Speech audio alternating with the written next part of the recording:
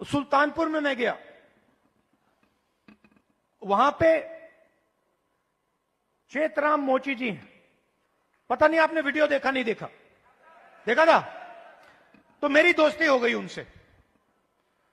मैंने गाड़ी रोक दी, मैं वहां जाके बैठ गया। मैं आपको बताना चाह रहा हूं कैसे फंसाया गया है, किस प्रकार से फंसा के रखा हुआ है। मैं गया, 40 मिनट में उनके साथ बैठा। मैंने देखा कि हुनर की कोई कमी नहीं है। उनसे आप कोई भी उनको आप कोई भी जूता दे दो और कहो भैया इसको बना दो, कोई भी हो, मतलब ब्रांडेड जूता हो, ये आपने ये पहना हुआ ये हो, कुछ भी, 2-3 घंटे में वही जूता आपको मिल जाएगा, उससे अच्छा मिल जाएगा।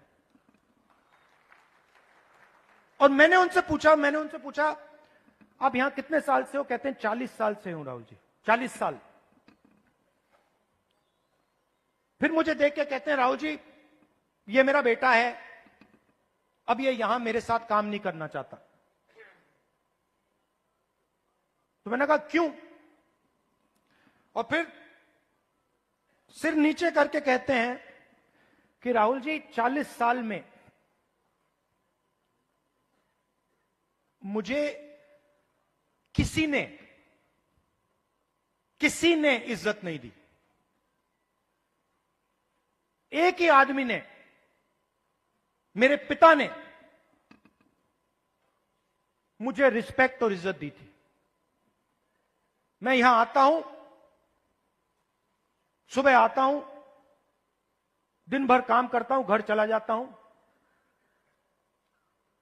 40 साल में मुझे एक व्यक्ति ने इज्जत नहीं दी। अकेले काम कर रहे थे, बेटा कह रहा था मुझे नहीं करना काम, मैं जा रहा हूं, मैं नौकरी करूंगा। मैंने उनसे पूछा, मैंने कहा एक बात बताइए,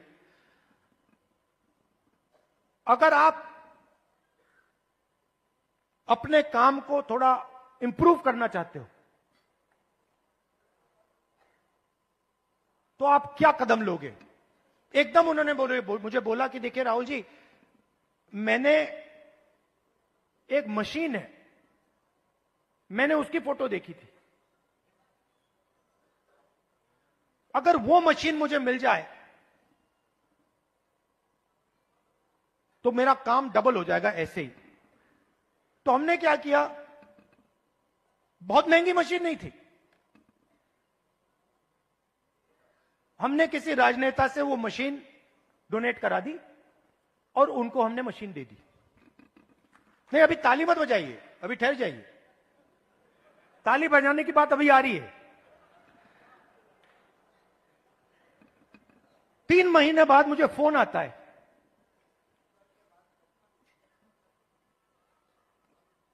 चेतराम मोची जी कहते हैं राहुल जी मैं बड़ा खुश हूं।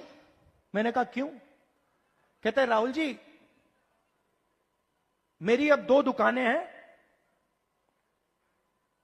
10 लोग मेरे लिए काम करते हैं।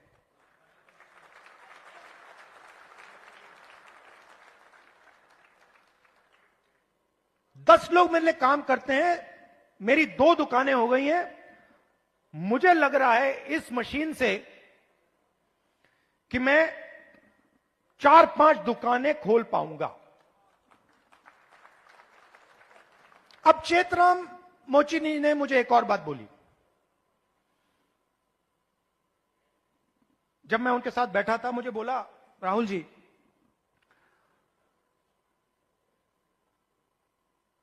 यूपी सरकार ने मुझे एक बार ट्रेनिंग पे बुलाया,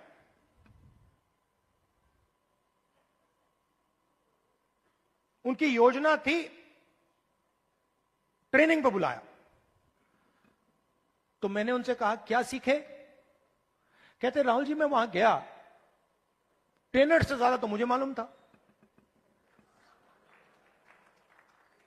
वो ट्रेनर को मतलब वो तो ट्रेनर मोची नहीं था, उसको तो कुछ मालूम ही नहीं था। मैंने कुछ टाइम उसको समझाने की कोशिश की, मगर फिर वो समझा नहीं तो वापस आ गया। अब आप देखिए, हुनर किसके हाथ में है? चेतराम जी के हाथ में।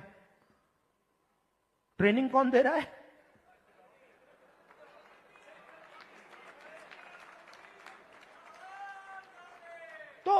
तो बात समझिए क्यों? क्योंकि ट्रेनिंग का नेटवर्क कंट्रोल में है। मशीन क्यों नहीं मिल रही? बैंक का सिस्टम कंट्रोल में है।